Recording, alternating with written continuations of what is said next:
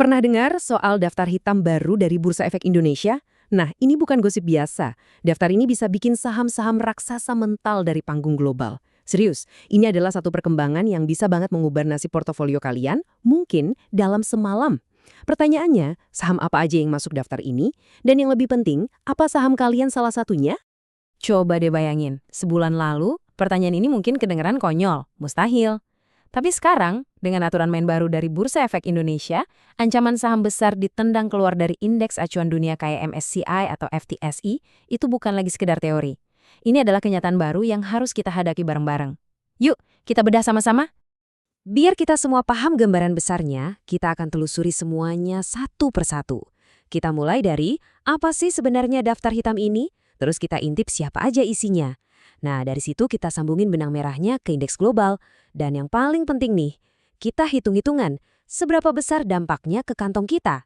Terakhir, kita lihat ke depan, apa artinya ini buat cara kita investasi di bursa.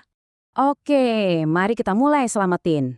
Jadi, Bursa Efek Indonesia baru aja ngerilis sesuatu yang namanya Daftar Saham Konsentrasi Tinggi, atau kita singkat aja HSCL.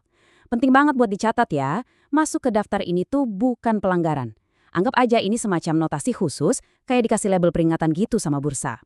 Jadi, artinya apa sih? Gini, daftar ini yang idenya mirip-mirip sama yang ada di Bursa Hong Kong, tujuannya itu buat ngasih sinyal ke kita, para investor, buat lebih waspada. Kenapa? Ya karena kalau sebuah saham dikuasai sama segelintir orang aja, harganya itu bisa naik turun gila-gilaan. Dan parahnya, pas kita mau jual, bisa jadi susah banget nyari pembelinya. Nah, itulah resiko volatilitas dan likuiditas yang dimaksud. Intinya, ini lampu kuning buat kita. Oke, kita lanjut ya. Sekarang kita coba lihat lebih dalam. Perusahaan mana aja sih yang kena label ini? Dan yang bikin penasaran, gimana caranya bursa nentuin siapa yang masuk dan siapa yang enggak? Soalnya ini agak misterius. Secara definisi resmi, HSCL itu ya daftar dari BI yang nandain saham-saham yang kepemilikannya diduga terpusat banget di sekelompok kecil investor yang saling kenal atau terafiliasi. Perlu saya garis bawahi lagi ya, yang nentuin itu murni pihak bursa, bukan perusahaannya sendiri. Dan sekali lagi, ini bukan pelanggaran aturan pasar modal. Nah, ini dia yang bikin heboh. Daftar perdananya. Kita bisa lihat ada 9 perusahaan di sini dengan tingkat konsentrasi yang, wow, tinggi banget. Tapi yang benar-benar bikin pasar kaget itu adalah munculnya nama-nama besar yang populer banget, yang mungkin ada juga di portofolio kalian, yaitu BRN dan DSSA. Nah, ini dia nih yang bikin pusing 7 keliling. Angka-angka persentase ini tuh muncul dari mana? Kok beda ya sama data kepemilikan publik yang biasa kita lihat? Bursa sama sekali nggak membuka formulanya ke publik. Ini kan kayak wasit ngasih kartu kuning, tapi pasti tanya, salah saya apa pak? Wasitnya diem aja.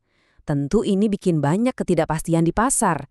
Walaupun formulanya rahasia, para analis pasar menduga bursa nggak asal tunjuk kok. Kemungkinan besar mereka itu main detektif-detektifan. Misalnya mereka melacak hubungan afiliasi kayak keluarga atau rekan bisnis. Terus mereka analisis juga pola alokasi saham pas IPO. Atau bahkan menandai transaksi negosiasi jumbo yang harganya miring dan kelihatan janggal.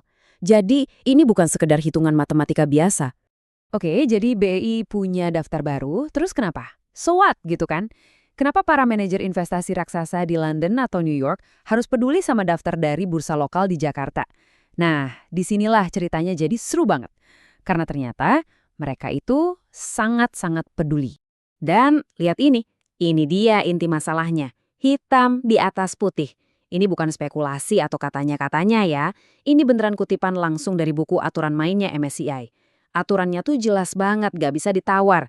Kalau ada saham yang udah jadi anggota indeks terus masuk ke daftar konsentrasi ini, ya sudah, saham itu bakal dihapus di review berikutnya. Titik. Sesimpel itu.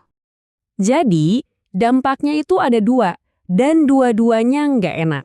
Pertama, kalau ada saham yang lagi ngarep-ngarep masuk ke indeks MSCI atau FTSE, tapi keburu kena label HSCL, ya wassalam, pintunya langsung ditutup rapat-rapat. Kedua, dan ini yang lebih bikin deg-degan, kalau saham itu udah jadi anggota indeks, ya dia bakal ditendang keluar di jadwal review berikutnya. Nggak ada ampun. Dan kalau kalian pikir ini cuma hukuman sementara, pikir lagi deh. Buat bisa masuk lagi ke klub elit ini, syaratnya itu luar biasa berat. Untuk MSCI, saham itu harus bersih dari daftar HSCL selama 12 bulan penuh. Setahun. FTSE lebih kejam lagi. Mereka minta jeda selama 2 tahun setelah keluar dari daftar. Ini bukan penalti biasa. Ini tuh kayak pengasingan jangka panjang. Nah, ini semua membawa kita ke pertanyaan yang paling penting buat kita sebagai investor. Oke, terus ini artinya apa dalam bentuk uang? Gimana caranya aturan ini bisa benar-benar mengerus nilai saham yang mungkin kita punya di portofolio? Yuk, kita coba hitung-hitungan kasar. Kita ambil contoh paling panas aja ya, saham BRN. Kalau kita lihat data KSEI per Maret kemarin, kita bisa lihat struktur kepemilikannya. Yang perlu kita sorot di sini adalah potongan kue yang dimiliki oleh reksadana asing, yaitu sekitar 10%. Nah, porsi ini signifikan banget karena sebagian besar dari mereka itu ya kerjanya ngikutin indeks global. Kalau kita rupiahkan, porsi 10% yang dipegang reksadana asing itu nilainya sekitar 25 triliun rupiah per bulan Maret lalu. 25 triliun, ini jumlah uang yang gede banget, yang nunjukin seberapa besar kepercayaan investor institusi asing sama saham ini.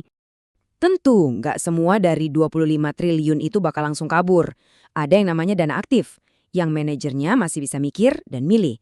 Tapi yang harus kita waspadai itu dana pasif. Reksadana yang kerjanya cuma kayak robot, meniru indeks secara buta. Kalau kita pakai asumsi kasar dana pasif ini sekitar 30% dari total dana asing, maka ada sekitar 7,7 triliun rupiah yang nasibnya itu terikat mati sama status saham di indeks. Jadi, ini dia kesimpulan pentingnya. Angka 7,7 triliun rupiah inilah nilai yang beresiko mengalami penjualan paksa atau forced selling. Kenapa? Karena dana pasif itu nggak punya pilihan lain. Begitu sahamnya keluar dari indeks, mereka wajib jual kepemilikan mereka. Nah, bisa bayangin kan, arus keluar segede ini dalam waktu singkat. Pasti bisa bikin tekanan jual yang luar biasa ke harga sahamnya. Selama ini kan banyak dari kita, para investor retail, yang suka ikut-ikutan strategi MSCI Play. Beli saham yang digadang-gadang bakal masuk indeks dengan harapan harganya bakal terbang.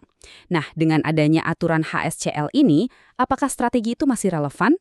Atau jangan-jangan udah mati? Ini pertanyaan yang logis banget dan sering jadi harapan kita kan?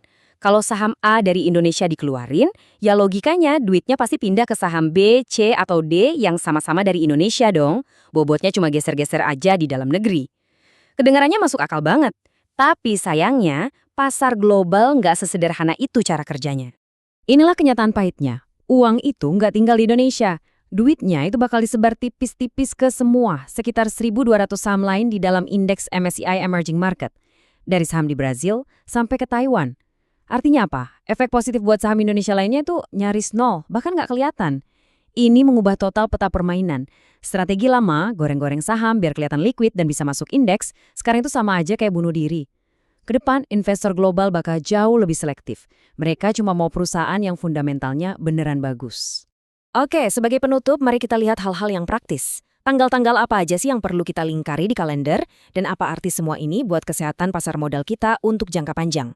Oke, siapin kalender kalian, karena ini tanggal-tanggal krusial yang bisa bikin pasar bergejolak. Pengumuman MSCI itu sekitar 12 Mei, tapi perubahannya baru efektif tanggal 1 Juni. Artinya apa? Kemungkinan besar dana-dana pasif akan melakukan penjualan masif di hari perdagangan terakhir bulan Mei. Polanya sama buat FTSE, pengumuman di awal Juni, efektif di akhir Juni. Nah, periode-periode inilah yang harus kita pantau ekstra ketat. Pada akhirnya, semua ini membawa kita pada satu pertanyaan besar. Apakah aturan baru ini adalah semacam obat pahit yang memang harus kita telan? Sebuah proses bersih-bersih pasar yang mungkin menyakitkan dalam jangka pendek? Atau justru ini adalah langkah awal yang dibutuhkan menuju masa depan pasar modal kita yang lebih sehat, lebih transparan, dan pada akhirnya lebih bisa dipercaya? Guncangan sesaat demi kesehatan jangka panjang. Pertanyaannya, apakah kita sebagai investor siap untuk melewatinya? Gimana menurut kalian?